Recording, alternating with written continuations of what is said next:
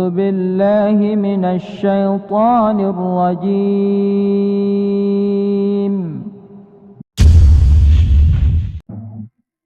Dinasti Aghlabiyah adalah salah satu dinasti Islam di Afrika Utara yang berkuasa selama kurang lebih 100 tahun, yaitu antara tahun 800 sampai 900 Masehi.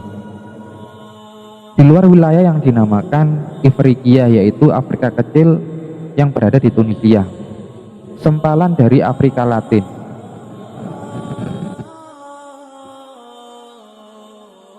Nah, pada tahun 800 Masehi, Harun ar-Rasyid telah mengangkat Ibrahim bin al-Aghlab sebagai gubernur. Ibrahim bin al-Aghlab memerintah sebagai penguasa yang berdiri sendiri. Dan setahun setelah pengangkatannya, tak satupun Khalifah Abbasiyah yang menjalankan kekuasaan di luar perbatasan barat Mesir. Aghlabiyah merasa puas dengan gelar Amir, tetapi tidak merasa perlu mencantumkan nama khalifah di mata uang mereka, sekalipun sebagai bukti kekuasaan spiritualnya. Adapun nama dinasti Aghlabiyah ini diambil dari nama ayah Amir yang pertama, yaitu Ibrahim bin al-Aghlab. Beliau adalah seorang pejabat Khorasan dalam militer Abbasiyah. Ibrahim bin Aghlab ini adalah seorang yang dikenal mahir di bidang administrasi.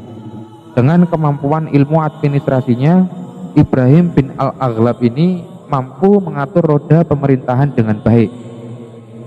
Sehingga dinasti Aghlabiyah merupakan tonggak terpenting dalam sejarah peradaban Islam atas konflik yang berkepanjangan antara Asia dan Eropa di bawah pimpinan Ziyad Tua yang pertama. Dan pada tahun 800 Masehi, Ibrahim diangkat sebagai gubernur atau amir di Tunisia oleh Khalifah Harun ar-Rasyid. Karena ia sangat pandai menjaga hubungan dengan Khalifah Abbasiyah seperti membayar pajak tahunan yang besar, maka Ibrahim diberi kekuasaan oleh Khalifah dan meliputi hak-hak otonomi yang besar seperti kebijaksanaan politik, termasuk menentukan penggantinya tanpa campur tangan dari penguasa Abbasiyah. Hal ini dikarenakan jarak yang cukup jauh antara Afrika Utara dengan Baghdad, sehingga Aghlabiyah tidak terusik oleh pemerintahan Abbasiyah. Sedangkan dinasti Aghlabiyah itu sendiri berdiri di Aljazair dan Sisilia pada tahun 800 sampai 909 Masehi. Dinasti ini didirikan oleh Ibrahim bin al-Aghlab yang diberi otonomi wilayah yang sekarang disebut dengan Tunisia oleh seorang khalifah yang bernama Harun ar-Rasyid.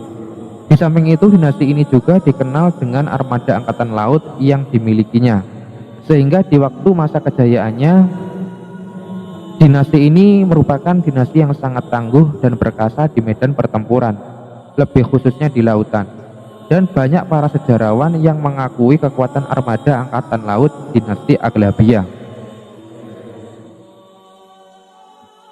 Dinasti Aghlabiyah ini merupakan dinasti kecil pada masa pemerintahan Abbasiyah yang para penguasanya adalah berasal dari keluarga Bani al-Aghlab, sehingga dinasti tersebut dinamakan Aghlabiyah. Awal mula terbentuknya dinasti kecil tersebut yaitu ketika Baghdad di bawah pemerintahan Harun ar-Rasyid. Di bagian barat Afrika Utara terdapat dua bahaya besar yang mengancam kewibawaannya. Di antaranya adalah yang pertama adalah ancaman dari dinasti Idrisiyah yang beraliran Syiah. Kemudian yang kedua adalah ancaman dari orang-orang Khawarij. Nah, dengan adanya dua ancaman tersebut, terdoronglah Harun ar-Rasyid untuk menempatkan bala tentaranya di Ifriqiya di bawah pimpinan Ibrahim bin al-Aghlab. Nah, setelah berhasil mengamankan wilayah tersebut, Ibrahim bin al-Aghlab mengusulkan kepada Harun ar-Rasyid supaya wilayah tersebut dihadiahkan kepadanya dan anak keturunannya secara permanen. Karena jika hal itu terjadi, maka ia tidak hanya mengamankan dan memerintah wilayah tersebut, akan tetapi juga mengirim upeti ke Baghdad setiap tahunnya sebesar 40.000 dinar. Harun ar-Rasyid menyetujui usulannya, sehingga ketika itu berdirilah dinasti kecil yang bernama Aghlabiyah yang berpusat di Ifriqiya yang mempunyai hak otonomi penuh. Meskipun demikian, masih tetap mengakui akan kekhalifahan yang berada di Baghdad. Pendiri dinasti Aghlabiyah adalah Ibrahim bin al-Aghlab pada tahun 800 Masehi. Pada tahun itu Ibrahim diberi provinsi Ifriqiya yang berada di Tunisia, yang ketika itu diberikan oleh Harun ar-Rasyid sebagai imbalan atas pajak tahunan yang besarnya adalah 40.000 dinar dan meliputi hak-hak otonom yang besar. Nah, salah satu kinerja pertama atau kesuksesan pertama yang diraih oleh pemerintahan Aghlabiyah adalah keberhasilan memadamkan gejolak yang muncul dari Khorijiyah barbar di wilayah mereka. Dan banyak penerus Ibrahim bin Al-Aghlab ini terbukti sama bersemangatnya dengan Ibrahim sendiri. Dinasti Aghlabiyah menjadi salah satu titik penting dalam sejarah konflik berkepanjangan antara Asia dan Eropa. Armada perang yang lengkap, mereka memorak-porandakan kawasan pesisir Italia, Prancis, Korsika, dan Sardinia.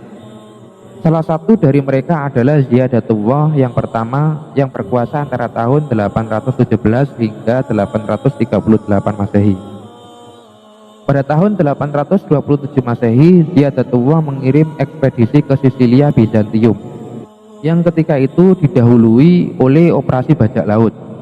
Juga ekspedisi-ekspedisi berikutnya berhasil ditaklukkan, dan Sisilia menjadi basis menguntungkan bagi operasi-operasi melawan wilayah daratan, terutama Italia. Selain Sisilia, Malta, dan Sardinia juga berhasil direbut oleh para bajak laut yang operasinya meluas jauh sampai ke Roma. Pada saat yang sama, para bajak laut Muslim dari Kreta terus-menerus menyerbu pulau-pulau kecil di Laut Aegea. Dan pada pertengahan abad ke-10, mereka menyerang kawasan pesisir Yunani. 3 prasasti kufik yang ditemukan di Athena mengungkapkan adanya pemukiman Arab di sana, yang diduga bertahan sampai awal abad ke-10. Nah, selain itu, dinasti Aghlabiyah berhasil menaklukkan kota-kota di sepanjang pantai Italia. Brindisi, kemudian Napoli, kemudian Calabria, kemudian ada Toronto, kemudian selanjutnya ada Bari, kemudian ada juga Benevento. Nah, penaklukan umat Islam atas kepulauan Sisilia merupakan buih terakhir dari gelombang serbuan yang dibawa bangsa Arab ke Afrika Utara dan Spanyol. Para pemimpin ekspedisi ke pulau itu dan ke daratan Eropa adalah panglima-panglima perang dinasti Aghlabiyah dari Kairouan yang menyerang wilayah itu pada abad ke-9 Masehi. Meski demikian, upaya-upaya sporadis yang dilakukan oleh para pengembara Muslim, kemudian tentara bayaran dan para perompak telah dilakukan jauh sebelum itu. Nah, faktanya ketika pada tahun 652 Masehi, Angkatan Laut Bizantium di Alexandria mendapatkan serangan dan kekuatan maritim beralih ke tangan orang-orang Arab. Dan pada saat yang sama terjadi serangan atas kekuasaan Bizantium di Sisilia yang dilakukan oleh panglima perang Khalifah Muawiyah. Pada abad ke-8, kaum barbar dan para pejuang Arab di Afrika Utara serta umat Islam Spanyol mulai merambah pulau-pulau di bagian utara dan timur serta menebarkan kekuatan di antara penduduk Sisilia, Korsika, dan Sardinia. Meski diingat bahwa pada saat itu perompakan dan penjarahan dianggap sebagai alat-alat yang sah untuk hidup, baik oleh penduduk Muslim maupun penduduk Kristen. Akan tetapi tidak ada kebijakan politis yang terencana dalam gerakan-gerakan ekspansi pertama ini. Nah, bagaimanapun berkembangnya kekuatan dinasti Aghlabiyah di Kairouan pada tahun pertama abad ke-9 telah mengubah situasi politik di wilayah itu. Nah, suatu upaya dari para pemberontak untuk melawan gubernur Bizantium pada tahun 827 Masehi memberikan peluang kepada umat Islam untuk melakukan invasi, di mana ketika itu Ziyadatullah yang pertama yang merupakan Khalifah Aghlabiyah ketiga langsung mengirimkan 70 armada membawa sekitar 10.000 tentara dan 700 ekor kuda di bawah pimpinan Qadhi Wazir yang ketika itu sudah berusia 70 tahun, dan juga ada As'ad bin Al-Furat. Nah, ketika itulah penaklukan yang sebenarnya baru dimulai. Ketika itu pasukan Afrika berlabuh di Masara kemudian bergerak ke Siracusa. Dan ketika itu suatu wabah menyebar di perkemahan orang-orang Arab, dan wabah itu berhasil membunuh salah satu prajurit terbaiknya yang bernama As'ad dan banyak prajurit lainnya. Pasukan itu kemudian mendapat suntikan kekuatan baru dari Spanyol, sehingga mereka berhasil menguasai kota Palermo tahun 831 Masehi, dan serta mendapatkan titik tolak penting untuk penaklukan berikutnya serta menempatkan gubernur baru di sana. Nah, tak lama setelah Palermo jatuh, jenderal-jenderal Aglabiya ikut campur dan memperuncing konflik di antara para Lombardo di Italia Selatan, yang mana kekuasaannya masih dipegang oleh Kaisar Bizantium. Dan ketika Nablus pada tahun 837 Masehi meminta bantuan kepada penguasa Arab, teriakan perang umat Islam bergema dan memenuhi daratan Viturius sebagaimana yang telah terjadi sebelumnya di bagian utara yang disebut dengan Pegunungan Api. Sekitar 4 tahun kemudian, Bari yang terletak di wilayah Adriatik yang kelak menjadi markas utama untuk masa 30 tahun berikutnya akhirnya berhasil ditaklukkan. Pada saat yang bersamaan, para pejuang muslim sampai di gerbang Venesia. Dan pada tahun 846 Masehi, bahkan Romawi merasa terancam oleh pasukan Arab yang berlabuh di Ostia karena tidak mampu merobohkan benteng pertahanan kota keabadian. 3 tahun kemudian pasukan muslim yang lain mencapai Ostia, akan tetapi dipukul mundur oleh keganasan. Nah, pasukan kerajaan Aglabiya tidak menghentikan operasi mereka sebatas di pantai-pantai Italia. Pada tahun 869 Masehi, mereka menaklukkan Maeta. Dari Italia dan Spanyol, gerakan penyerbuan pada abad ke-10 ini terus meluas melalui pegunungan Alpen. Terdapat sejumlah kastil dan benteng yang banyak memiliki petunjuk untuk para turis tentang alur sebuah bangsa Sarasen ini. Beberapa nama tempat ditulis seperti Gabi dan Al-Aglabi yang diungkapkan dalam karya Baedeker dengan judul Switzerland, bisa jadi berasal dari bahasa Arab.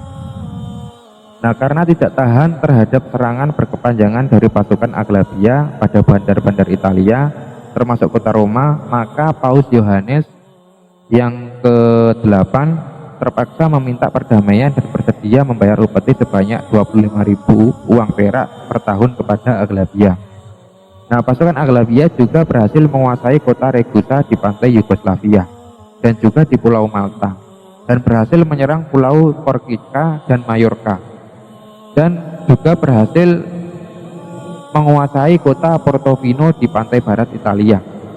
Dan kota Athena di Yunani pun berhasil berada dalam jangkauan penyerangan mereka. Artinya kota Athena berhasil juga ditaklukkan oleh pasukan dari dinasti Aglabiya. Nah, dengan keberhasilan penaklukan tersebut menjadikan dinasti Aglabiya menjadi dinasti yang kaya raya. Para penguasa bersemangat dalam membangun Tunisia dan Sisilia. Ziyad II yang pertama membangun Masjid Agung di Kairouan, sedangkan Amir Ahmad membangun Masjid Agung Tunis dan juga membangun hampir 10.000 benteng pertahanan di Afrika Utara. Tidak cukup itu, jalan-jalan, pos-pos, armada angkutan, irigasi untuk pertanian juga dibangun di sana. Demikian pula dengan perkembangan di bidang arsitektur, bidang ilmu, bidang seni dan kehidupan keberagaman. Nah, selain itu, sebagai ibu kota dinasti Aglabiya, Kairouan juga sebagai pusat penting munculnya mazhab Maliki. Tempat berkumpulnya ulama-ulama terkemuka seperti Sahnun, kemudian ada juga Yusuf bin Yahya, kemudian juga ada Abu Zakaria Al-Kinani, kemudian ada juga Isa bin Muslim. Nah, karya-karya dari ulama pada masa dinasti Aglabiya tersimpan dengan rapi dan utuh di Masjid Agung Kairouan. Nah, pada akhir abad ke-9, posisi dinasti Aglabiya di Ifriqiya mengalami kemunduran karena Amir Gubernur yaitu Ziyad II yang kedua tenggelam dalam kemewahan dan berfoya-foya, dan dengan masuknya propaganda Syiah yang dilancarkan oleh Abu Abdullah Asyi'a atas isyarat Ubaidillah Al-Mahdi, dan telah menanamkan pengaruh atau doktrin-doktrin yang sangat kuat di kalangan orang-orang barbar dan menimbulkan kesenjangan sosial antara penguasa Aglabiya di satu pihak dan orang-orang barbar di pihak yang lainnya. Telah menambah kuatnya pengaruh itu dan pada akhirnya membuahkan kekuatan militer. Nah, puncak kemunduran atau kehancuran dinasti Aglabiya terjadi pada tahun 909 Masehi, di mana kekuatan militer yang dibangun Ubaidillah Al-Mahdi berhasil mengalahkan kekuatan militer yang dimiliki oleh dinasti Aglabiya yang dulunya dikenal dan ditakuti karena ketangguhan di medan pertempuran. Sehingga dengan mudahnya pemerintahan dinasti Aglabiya digulingkan dari kedudukan tertinggi dan berhasil mengusir Ziyad II ke Mesir. Setelah usahanya gagal untuk mendapatkan bantuan dari pemerintahan pusat yang berada di Baghdad. Nah, demikianlah secara singkat mengenai dinasti Aglabiya yang dapat saya sampaikan. Semoga dapat menambah wawasan kita semua.